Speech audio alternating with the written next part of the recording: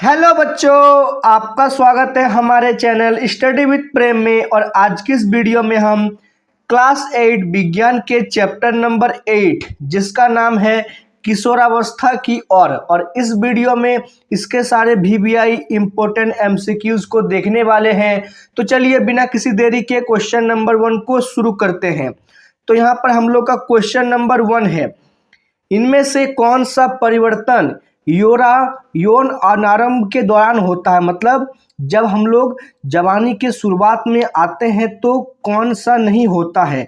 तो कौन सा नहीं होता है भाई? तो रजोनिवृत्ति जो है वो यौवनारंभ के दौरान नहीं होता है। ठीक है, तो क्वेश्चन नंबर 2 देखते हैं। तो क्वेश्चन नंबर 2 है, स्त्रियों में होने वाले मासिक स्राव की सामान्य अवधि क्या है। तो वो सामान्य अवधि क्या होती है? तो इसका सही आंसर होगा 28 दिन। कितना दिन? 28 दिन। ठीक है, फिर क्वेश्चन नंबर 3 है, निम्न में कौन सा आहार किशोर के लिए सर्वोत्तम है। मतलब सबसे उत्तम आहार कौन सा माना जाता है, ठीक है, किशोर के लिए। तो इसका सही आपका आंसर हो जाएगा रोटी दाल सब्जियां। रोटी दाल सब्जियां जो होती है वो किशोरावस्था में शरीर के लिए सबसे अच्छा माना जाता है। ठीक है, फिर क्वेश्चन नंबर 4 है, कितने वर्ष को शेष अवस्था माना जाता है। मतलब कितने वर्ष को शेषावस्था माना जाता है। शेष अवस्था को कहा जाता है जहां पर बच्चे का जो है बचपन यानी कि बालपन जुड़ा होता है। ठीक है, उसको कहते हैं 0 से लेकर 5 वर्ष तक। मतलब 0 वर्ष से लेकर 5 वर्ष तक उसे शेषावस्था कहा जाता है। ठीक है, फिर क्वेश्चन नंबर 5 है, यौवना आरंभ की उम्र क्या होती है। तो यौवना आरंभ की उम्र आपका क्या हो जाएगा? तो उसका उम्र होता है 10 से 12। क्या हो जाएगा? 10 से 12। ठीक है, फिर क्वेश्चन नंबर 6 है, किशोरावस्था की उम्र क्या है। तो किशोरावस्था का उम्र क्या होता है, जिसे इंग्लिश में टीनेज भी कहते हैं। तो इसका सही उत्तर हो जाएगा ऑप्शन नंबर सी, 11 से 19 वर्ष। इसको याद रखिएगा, 11 से 19 वर्ष। साथ ही सभी क्वेश्चनों को जो है आप लोग कॉपी में नोट करते हुए चलिएगा। ठीक है, फिर क्वेश्चन नंबर 7 है, टेस्टोस्टेरोन क्या है। तो टेस्टोस्टेरोन जो है एक प्रकार का पुरुष हार्मोन होता है। ठीक है, क्या होता है? पुरुष हार्मोन। ये लड़कों के अंदर पाया जाता है। फिर क्वेश्चन नंबर 7 क्लियर है, ऑप्शन नंबर सी इसका सही आंसर हो जाएगा। फिर क्वेश्चन नंबर 8 है, एस्ट्रोजन है। तो एस्ट्रोजन क्या होता है ये आपको बताना है। ठीक है, तो यहाँ पर एस्ट्रोजन जो है ना वो एक स्त्री हार्मोन है जो लड़कियों में पाया जाता है। ठीक है, फिर इसके बाद क्वेश्चन नंबर 9 है, क्वेश्चन नंबर 9 का क्वेश्चन है, यौनारंभावस्था प्रारंभ के साथ ही पुरुष हार्मोन स्रावित होता है, उसे क्या कहते हैं। तो उसको क्या कहा जाता है? तो उसको कहा जाता है टेस्टोस्टेरोन। क्या कहते हैं उसको? पुरुष हार्मोन बोलेगा तो टेस्टोस्टेरोन। ठीक है, और महिला हार्मोन बोलेगा तो एस्ट्रोजन। तो इसमें आप लोग आंसर क्या लिखिएगा? 9 नंबर का टेस्टोस्टेरोन। ठीक है, फिर उसके बाद क्वेश्चन नंबर 10 है, किस अवस्था में मनुष्य के शरीर में अनेक परिवर्तन होते हैं। तो कौन सा ऐसा अवस्था है जहां पर मनुष्य के शरीर में सबसे अधिक परिवर्तन होते हैं। ठीक है, तो इसका सही आंसर होगा यौवन अवस्था में।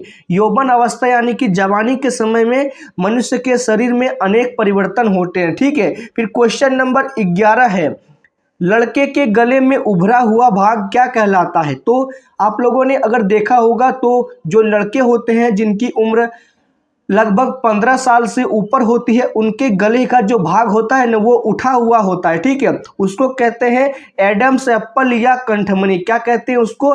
एडम एप्पल या कंठमणि। ठीक है, फिर उसके बाद मैं क्वेश्चन नंबर 12 की ओर आगे बढ़ रहा हूं, वृद्धि हार्मोन का स्राव करने वाली ग्रंथि का नाम क्या है। तो जो वृद्धि हार्मोन यानी कि जिससे हाइट बढ़ता है और शरीर के आदि अंग बढ़ते हैं, उनको स्राव करने वाली ग्रंथि का नाम क्या है। तो उसको कहा जाता है पीयूष ग्रंथि। क्या कहते हैं उसको? पीयूष ग्रंथि। ठीक है, इसको याद रखिएगा। फिर क्वेश्चन नंबर 13 है, निम्न में कौन सा नर हार्मोन है? तो आपको बताना है यहाँ पर कौन सा जो है नर जनन हार्मोन है। तो इसका सही आंसर होगा टेस्टोस्टेरोन। वो जो है एक नर जनन हार्मोन है, ठीक है। फिर उसके बाद क्वेश्चन नंबर 14 है, निम्न में कौन मादा हार्मोन है? तो मादा हार्मोन मैंने आपको क्या बताया था? एस्ट्रोजन। एस्ट्रोजन जो है वो एक मादा हार्मोन है, ठीक है। फिर उसके बाद क्वेश्चन नंबर 15 है, लड़कियों के अंतःस्रावी ग्रंथियों से हार्मोन उत्सर्जित होता है। तो कौन सा हार्मोन उत्सर्जित होता है? आपको पता है एस्ट्रोजन। क्या होता है? एस्ट्रोजन, ठीक है। फिर उसके बाद क्वेश्चन नंबर 16 है, वृषण एवं अंडाशय द्वारा स्रावित हार्मोन कहलाता है। तो जो वृषण और अंडाशय द्वारा स्रावित हार्मोन होता है उसको क्या कहते हैं? उसको कहा जाता है लैंगिक हार्मोन। क्या कहते हैं उसको? लैंगिक हार्मोन कहा जाता है, ठीक है। फिर उसके बाद क्वेश्चन नंबर 17 है, हार्मोन क्या है? तो आपको बताना है यहाँ पर हार्मोन क्या है। हार्मोन जो होता है ना वो एक रासायनिक पदार्थ होता है। क्या होता है? रासायनिक पदार्थ। तो 17 नंबर का सही आंसर लिखिएगा ऑप्शन नंबर बी। फिर क्वेश्चन नंबर 18 है, स्त्रियों में जनन आयु के प्रारंभ उस समय होता है जब उनके, मतलब जो स्त्रियों में जनन आयु का प्रारंभ होता है कब होता है? तो इसमें आपको बताना है कब होता है। तो इसका सही आंसर होगा ऋतुस्राव प्रारंभ होता है। मतलब जब ऋतुस्राव प्रारंभ होता है तब जनन आयु का भी प्रारंभ होता है, ठीक है। फिर उसके बाद क्वेश्चन नंबर 19 है, क्वेश्चन नंबर 19 का क्वेश्चन है, ऋतुस्राव लगभग कितने दिनों के अंतराल में होता है? तो ऋतुस्राव जो होता है ना वो आपके 28 से 30 दिनों के अंतराल में होता है, जिसे मासिक धर्म भी कहा जाता है, ठीक है। फिर उसके बाद क्वेश्चन नंबर 20 है, एक्स और वाई है। तो एक्स और वाई क्या है आपका?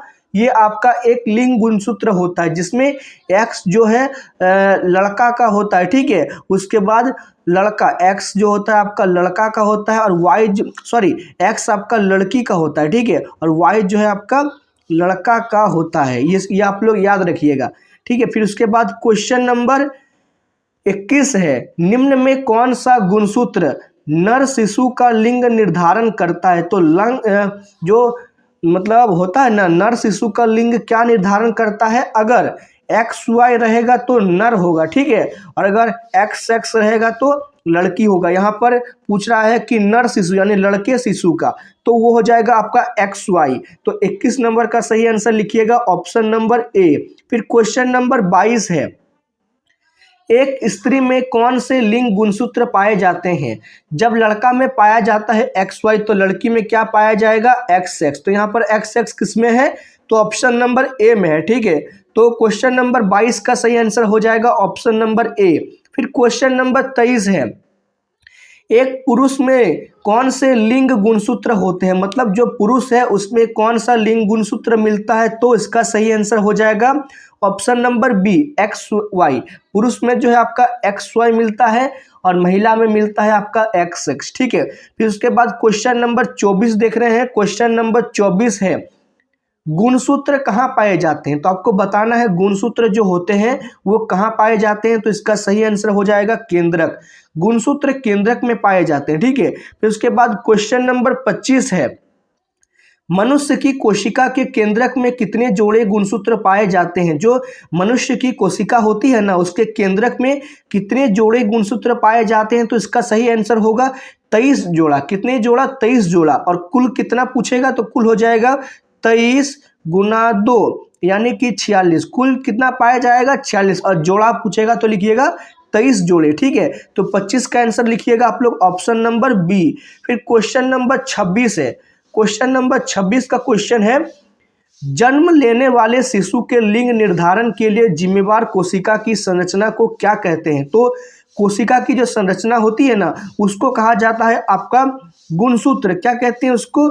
गुणसूत्र कहा जाता है, ठीक है। तो 26 का सही आंसर हो जाएगा ऑप्शन नंबर डी।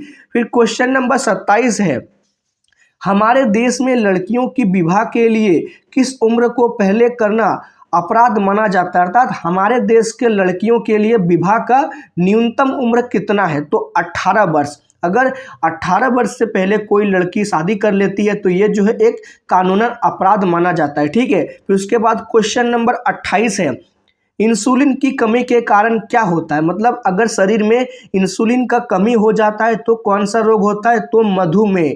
मधुमेह उसको हमारी भाषा में कहा जाता है शुगर। अगर किसी को शुगर हो गया है तो उसके शरीर में इंसुलिन की कमी हो सकती है, ठीक है। फिर उसके बाद क्वेश्चन नंबर 29 है। क्वेश्चन नंबर 29 का क्वेश्चन है, भोजन में लौह तत्व की कमी से क्या होता है, मतलब अगर शरीर में भोजन में लौह तत्व की कमी हो जाती है तो कौन सा रोग हो जाएगा, तो एनीमिया। एनीमिया जो रोग होता है वो शरीर में लौह तत्व की कमी के कारण होता है, ठीक है। फिर क्वेश्चन नंबर 30 है, लौह तत्व निर्माण करता है, तो लौह तत्व जो होता है ना वो किस चीज का निर्माण करता है, तो आपको क्वेश्चन नंबर 30 का आंसर बताना है। तो लौह तत्व जो निर्माण करता है ना, इसका सही आंसर हो जाएगा रुधिर का। लौह तत्व रुधिर का निर्माण करता है, ठीक है। फिर क्वेश्चन नंबर 31 है, एड्स एक विषाणु द्वारा उत्पन्न होता है। जो एड्स है ना ये बहुत ही खतरनाक बीमारी है, मैं तो कहूँगा ये किसी के अंदर ना हो, ठीक है। इससे बहुत से लोगों की जान भी चली गई है। जो ये एड्स है ये किस विषाणु द्वारा उत्पन्न होता है, तो इसका सही आंसर होगा HIV। और HIV क्यों होता है ये आप आने वाले क्लासेस में पढ़ेंगे, ठीक है। ये आप जो आने वाले क्लासेस होंगे उनमें आपको पता चल जाएगा कि HIV क्या होता है, ठीक है। ये बहुत ही घातक रोग माना जाता है। फिर क्वेश्चन नंबर 32 है, एड्स रोग किसके कारण होता है, तो जो एड्स रोग होता है ना वो किसके कारण होता है, देखिए यहाँ पर ही क्वेश्चन नंबर 31 में लिखा हुआ था विषाणु के कारण। एड्स रोग जो होता है वो विषाणु के कारण होता है। अगर आप लोग किसी क्वेश्चन का आंसर आसानी से देना चाहते हैं तो आपको क्या करना है, क्वेश्चन को पहले समझना पड़ेगा, ठीक है, और सारे पॉइंटों को आपको मिलाकर आंसर लिखना है, ठीक है। फिर उसके बाद क्वेश्चन नंबर 32 का सही आंसर लिखिएगा विषाणु। फिर क्वेश्चन नंबर 33 है, क्वेश्चन नंबर 33 है, पीड़ित व्यक्ति से स्वस्थ शरीर में एड्स फैल सकता है। तो जो पीड़ित व्यक्ति होता है ना वो स्वस्थ व्यक्ति के शरीर में एड्स को कैसे फैला सकता है, ठीक है। तो इसका सही आंसर होगा 33 नंबर का सही आंसर क्या लिखिएगा, ऑप्शन नंबर डी, खून चढ़ाने से। अगर किसी HIV मतलब जो एड्स है उसके शरीर का खून किसी अच्छे व्यक्ति को चढ़ा दिया जाए तो उसके भी शरीर से जो है HIV पॉजिटिव आ जाएगा, ठीक है। साथ ही साथ जो है चैनल को सब्सक्राइब करते चलिए, वीडियो को लाइक भी कीजिएगा। तो क्वेश्चन नंबर 34 है, संक्रमित माँ उसके शरीर, संक्रमित माँ जो होती है वो एड्स का उसके शिशु में किसके द्वारा HIV हो सकता है, मतलब जो संक्रमित माँ है एड्स की वो अपने शिशु को HIV कैसे दे सकती है, कैसे हो जाता है, तो इसका सही आंसर हो जाएगा दूध पिलाने से, दूध द्वारा। अगर वो अपने बच्चे को दूध पिलाती है तो उसके अंदर भी HIV आ जाएगा, ठीक है। फिर उसके बाद क्वेश्चन नंबर 35 है, क्वेश्चन नंबर 35 जो है लास्ट क्वेश्चन है, एड्स किसी संक्रमित व्यक्ति से दूसरे व्यक्ति में किसके द्वारा फैलता है, मतलब मान लीजिए किसी को एड्स है, ठीक है, उसको दूसरे व्यक्ति के संपर्क में कैसे आने से फैल सकता है, मतलब कैसे फैलेगा, वो बढ़ेगा कैसे, तो इसका सही आंसर है रुधिराधान से, मतलब रक्त देने से। अगर कोई स्वस्थ व्यक्ति किसी HIV एड्स पॉजिटिव से खून ले लेता है तो उसको जो है HIV एड्स हो जाएगा, ठीक है। और इसी के साथ आप हमने जो है इसके सारे क्वेश्चनों को देख लिया है। उम्मीद है आपको ये वीडियो पसंद आया होगा। अगर ये वीडियो पसंद आए तो आप जो इस वीडियो को लाइक कीजिए, चैनल को सब्सक्राइब कीजिए, और आपको ये वीडियो कैसा लगा हमें कमेंट जरूर करें। तो मिलते हैं आपके साथ किसी नेक्स्ट वीडियो में। जय हिंद, जय भारत।